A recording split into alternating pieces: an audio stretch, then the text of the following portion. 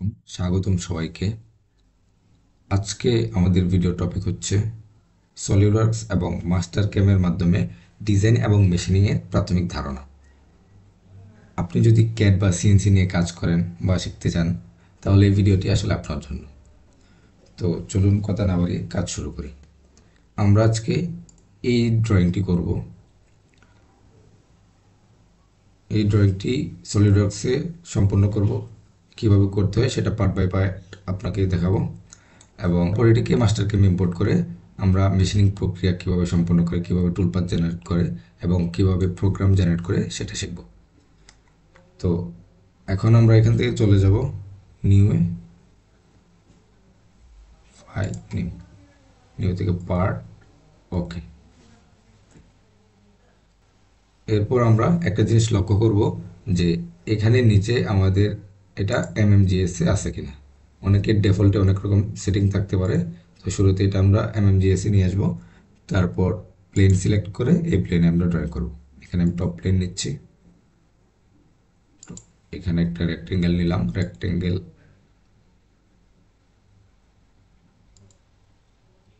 Dimension এটা এই পাশে 100, এই পাশে 100। যেহেতু এর দুই পাশে দুইটা হোল আছে, তো আমরা যদি আগে দুইটা সার্কেল এখানে এঁকে নেই, তাহলে আমাদের আর নতুন করে আবার এখানে এক্সট্রুড কাট দিতে হবে না।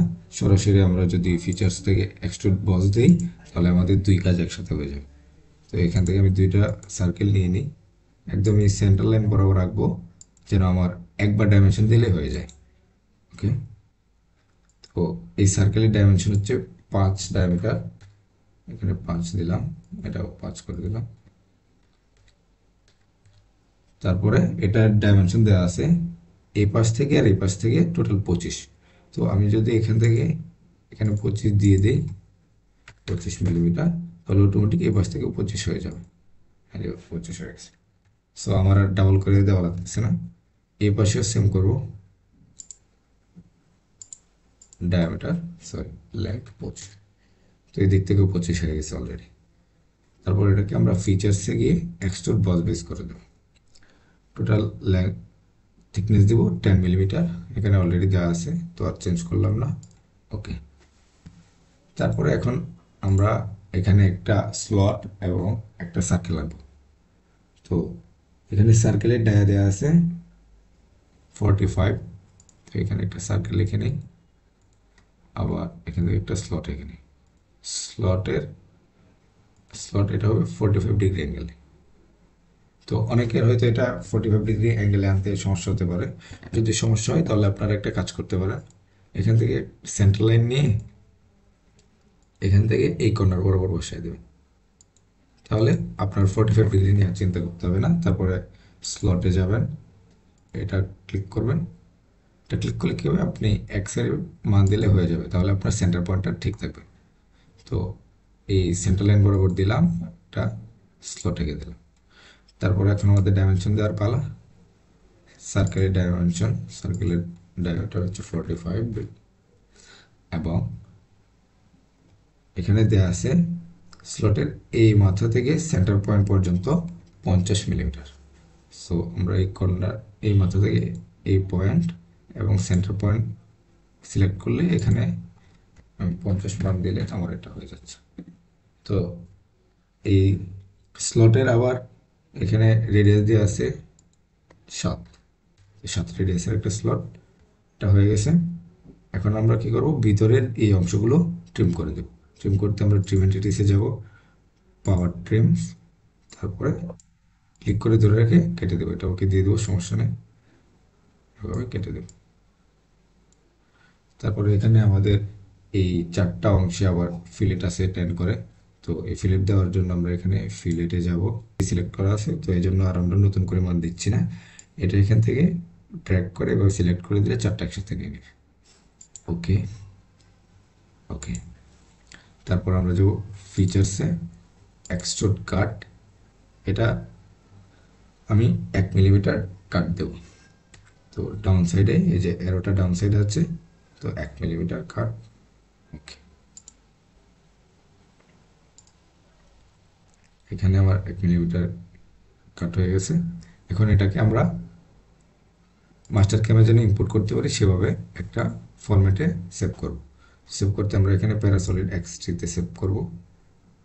এই প্যারাসলিড এক্সটি, এখানে আমরা একটা লিখে দিই,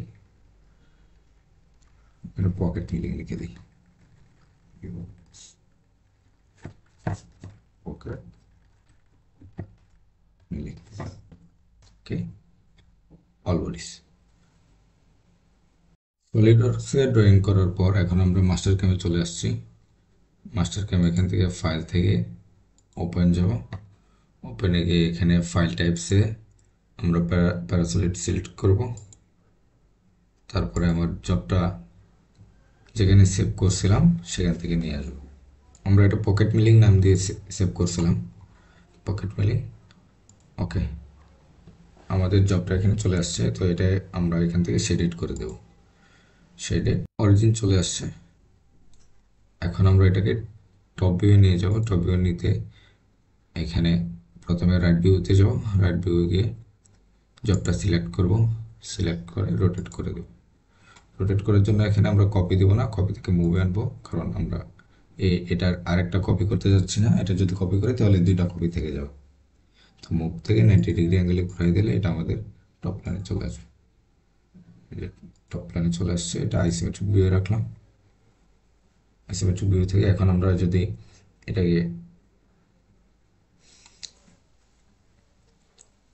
এটাকে অরিজিনে নিয়ে যাব। তো অরিজিনে থেকে মুভ টু অরিজিনে ক্লিক করব, তারপরে কর্নারটা সিলেক্ট করে দেব। আমাদের খেয়াল রাখতে হবে যেন এটা এখানে কোনো গ্যাপ না থাকে, ওকে। গ্যাপ থাকলে আমাদের অপারেশন করতে একটু সমস্যা হবে। তো আমরা এটাকে সিলেক্ট করে প্রথমে যেহেতু সলিড আছে, সলিড থেকে আমরা সারফেস করে নেব। জবটা সিলেক্ট করে এখানে একটা অপশন আছে ক্রিয়েট সারফেস ফ্রম সলিড, এটাতে ক্লিক করব। এটাতে ক্লিক করার পর আমরা এখানে ওকে দিয়ে দেব। ওকে দেওয়ার পর এখানে ডিলিট এন্টিটিস ক্লিক করব। তারপরে এখানে দেখব যে আসলে এটা সলিড থেকে সারফেস হয়েছে কিনা। সারফেস হয়ে গেছে। এখন আমরা এটাকে বাউন্ডিং বক্স করব। তো ক্রিয়েট থেকে বাউন্ডিং বক্স, এই যে চারপাশে দাগ দেখতে পাচ্ছেন, এখানে দেখেন চারপাশে দাগ চলে আসছে। এটা আমরা ওকে করে দেব। তারপরে আবার এই ড্রিলের জন্য এখানে যে ছিদ্র আছে, এখানে ছিদ্র আছে, বা পকেটের জন্য এখানে একটা শেপ আছে, এগুলার কার্ভ নেওয়ার জন্য আমরা এখান থেকে select curve all ages, curve on all ages, এটাতে ক্লিক করে এই জবটা পুরোটা মার্ক করব,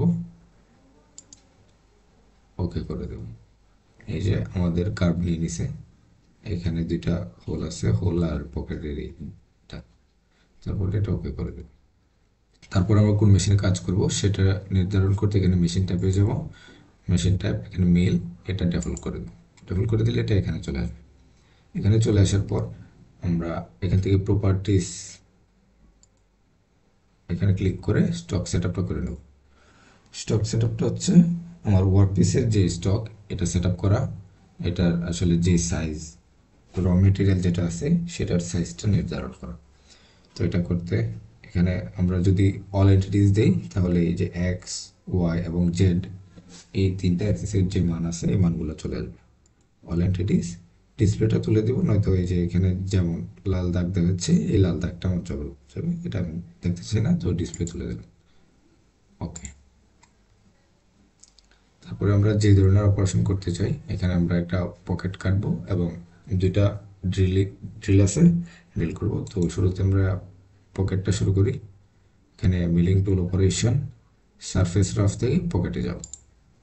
করে যাওয়ার পর এগুলো ওকে করে দেব, ওকে। তারপরে এই জবটা আমি সিলেক্ট করব, সিলেক্ট, ওকে। তারপর এখান থেকে কন্টেনমেন্ট দিয়ে চেন সিলেক্ট করে দেব, কন্টেনমেন্ট চেন সিলেক্ট। এই যে এখানে আনার পরে এই যে আমার এখানে এখানে আনার পর একটা জিনিস খেয়াল রাখতে হবে, আমরা যেই কার্ভ মার্ক করছিলাম সেই কার্ভটা পুরোটা যেন বেশি ওঠে। বেশি উঠলে আমরা এখানে ক্লিক করে দেব, তারপরে ওকে। যদি এখানে ক্লিক করতে সমস্যা হয়, যদি উল্টাপাল্টা ক্লিক করেন তাহলে কিন্তু এখানে ঝামেলা হবে, আপনার অপারেশনটা ঠিকঠাক হবে না, দেখবেন এদিক সেদিক চলে গেছে, পরে বলবেন যে আসলে সমস্যা কই পাচ্ছি না, আমি তো সেমভাবে কাজ করতেছি, এটা হবে না। তো এটা করার সময় একটু সাবধানে করবেন যেন আপনার এটা ঠিকঠাকভাবে চেন সিলেকশনটা হয়। ওকে করে দেব। তারপরে পকেটের জন্য এখান থেকে আমরা একটা ক্রিয়েট নিউ টুলে যাব। এখানে আমরা ইনমেল দিয়ে কাজ করি। এটা যেহেতু আমার সর্বনিম্ন 14 কাটবে, তো এখানে আমরা 10 ডায়ামিটার রাখতে পারি, সমস্যা হবে না। টুল নাম্বার 1 থাকবে, প্যারামিটারে আমরা লিখে দেব টুলের যে সাইজটা সেটা, এখানে 10 মিলিমিটার লিখে দিই, 10 মিলিমিটার এমএল। তাহলে কি হবে, আমার অপারেটর বুঝতে সুবিধা হবে আমি আসলে কোন টুল দিয়ে কাজ করছি। তো আমি এখানে যেই টুলের ইয়াতে কাজ করছি ও ওই টুল দিয়ে অপারেশন চালাতে পারবো। ওকে ওকে, এখান থেকে আমরা ফিড রেটটা দিয়ে দিই। ফিড রেট দিলাম 1000, স্পিন্ডল স্পিড দিই 1500। যেহেতু সিমুলেশন করবো এখানে কোনো ম্যাথ করার দরকার নাই, এটা শুধু আমরা দেখার জন্য করতেছি। এখানে আমরা ক্লিয়ারেন্স এটা অ্যাবসোলুটে আছে, রিট্রাক্ট অ্যাবসোলুটে করে দিই, এটা এত না দিয়ে এখানে 5 মিলিমিটার দেওয়া এখানে। তারপরে ফিড প্লেন এটা অ্যাবসোলুট করে দিই। তো ক্লিয়ারেন্স, রিট্রাক্ট, ফিড প্লেন এই জিনিসগুলো আসলে কি? ক্লিয়ারেন্স হচ্ছে জব কাটিংয়ের জন্য প্রথম টুলটা ওয়ার্কপিসের কতটুকু দূরত্বে এসে দাঁড়াবে। এই যে মনে করেন এটা হচ্ছে আমার জব, এটা থেকে প্রথমে আমার টুলটা এতটুকু দূরে এসে দাঁড়াবে। আর রিট্রেক্ট হচ্ছে প্রতিবার অপারেশন করার পরে যে কত দূরে সরে যাবে। এই যে এখানে দেখেন ফিট প্লেন হচ্ছে জবের উপরে উঠে আবার কাটিং শুরু করবে, মানে কতটুকু জবের উপরে উঠে আবার কাটিং শুরু করবে সেটা হচ্ছে ফিট প্লেন। এই যে এখান থেকে এই যে জবের কতটুকু উপরে উঠে কাটিং শুরু করবে, এখানে এই চিত্রটা যদি আপনি ভালো করে খেয়াল করেন তাহলে এই জিনিসগুলো বুঝতে পারবেন, বুঝতে আপনার অনেক সুবিধা হবে। তারপরে রাফ প্যারামিটারে গিয়ে আমরা ম্যাক্সিমাম স্টেপ ডাউন কত করে কাটতে চাই। এখানে আমরা তো 1 মিলিমিটার কাট দিছি, তো এটা আমরা কত করে কাটতে চাই, কয়বার কাটতে চাই। এখানে যদি আমরা 0.5 দিই তাহলে 2বার কেটে ফেলবে। 0.5 একবার কাটবে, 0.5 আরেকবার কাটবে, 0.5 আমাদের টোটাল 1 মিলিমিটার কাটা হয়ে যাবে। আর যদি এখানে 0.2 দিই তাহলে ও কাটবে 5বারে, আর যদি 1 দিই তাহলে একবারে কেটে ফেলবে। তো আমরা এখানে 0.5 দিলাম, 2বার কাট দেবো, এখানে তো আর ফিনিশিং কাট দেবো না।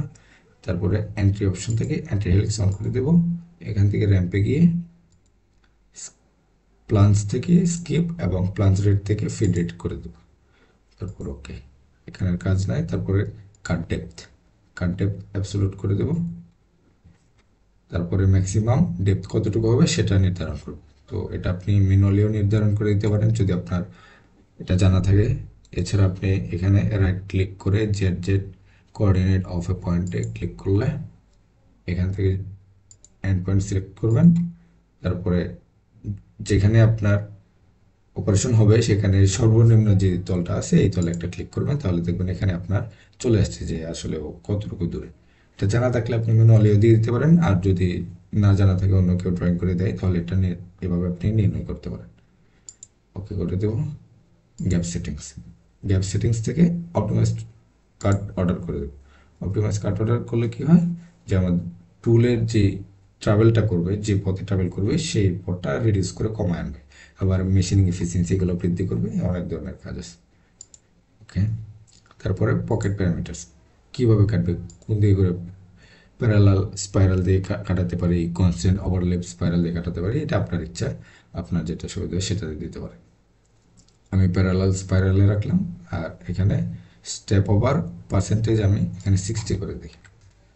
ওকে, এটা 100 কখনো দেবেন না, 100 দিলে হবে কি আপনার সারফেসের ফিনিশিংটা ভালো আসবে না। তো এটা 60-70 এরকম থাকে ভালো। তো আমরা যেহেতু এখানে আর ফিনিশিং কোনো কাট দেবো না, তো এই ফিনিশিংটা অন করে রাখবো। ওকে, এই যে আমার এটা এখানে নিয়ে নিছি। তো অনেক সময় এরকম থাকলে আমাদের পরবর্তী কাজ করলে পরবর্তী কাজ করতে অসুবিধা হয়। সেজন্য এটাকে এখান থেকে মার্ক করে এখানে টগল ডিসপ্লে অন সিলেক্টেড অপারেশনে ক্লিক করলে এটা চলে যাবে। তারপরে আমরা এখান থেকে মিলিং টুলপাথ থেকে ড্রিলিংটা করে নেব। ড্রিল, এটা ড্রিলিং পয়েন্ট সিলেকশন, ড্রিল কই কই ড্রিল হবে, তো আমরা এটা মিড পয়েন্ট সিলেক্ট করব। ড্রিল যেখানে হবে সেটার মিড পয়েন্ট সিলেক্ট করব। প্রয়োজন একটু জুম করে নেব। ওকে, একটা এখানে আরেকটা মিড পয়েন্টে সিলেক্ট করে নেব। ওকে, এখানে ওকে করে দেবো। হয়ে গেছে আমাদের কাজ। তো এখন এই জন্য আরেকটা টুল আমার ক্রিয়েট করতে হবে, ক্রিয়েট নিউ টুল, ড্রিল বিট।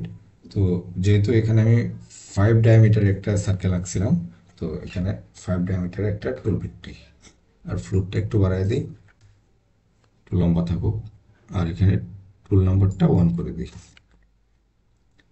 প্যারামিটারে লিখে দেব 5 mm ড্রিল বিট,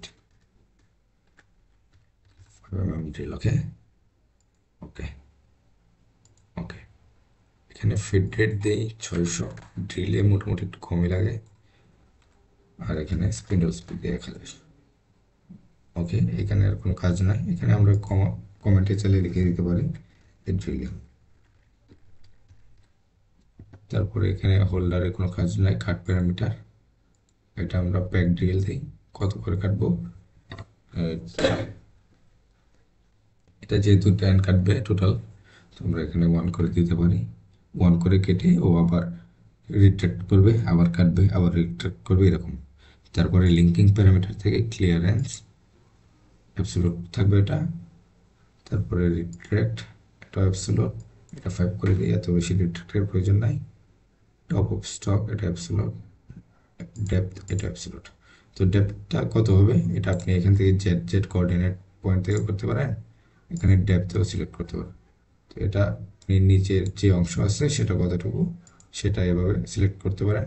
তো যেহেতু 10, হ্যাঁ, আমাদের টুল, এই ড্রিলের যে টুল আছে, টুলটা নিজ দিয়ে সমান হয় না, একটু রাউন্ড শেপ বা বাঁকা হয়, এই যে এরকম বি টাইপের হয়, তো একদম ফ্ল্যাট হয় না। সেহেতু এটা পুরোপুরি না কাটতে পারে, সেজন্য আমরা এখানে 1-2 বাড়াই দেবো, এখানে -12 দিয়ে দিই। তারপর আমরা চাইলে এখান থেকে কুল্যান্ট অন করে দিতে পারি, প্রয়োজন অনুযায়ী করবো আর কি, সেটা ম্যাটেরিয়ালের উপর ডিপেন্ড করবে। ওকে, এই যে আমাদের এই কাজ শেষ।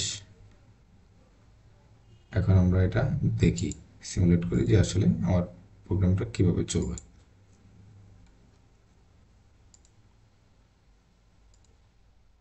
একটু আস্তে দেখি, এখান থেকে স্পিড কমাতে হবে, যে কাটতেছে একবার, প্রথমবার এটা কাটতেছে, 0.5 করে দিছি, এই জন্য এটা 2বার কাটবে। এই যে একবার কাটা শেষ, দেখেন এই যে আরেকবার কাটতেছে, দেখা যাচ্ছে। এটা টোটাল 2বার কাটবে, 0.5 করে 1 মিলিমিটার কাটবে। তো এই যে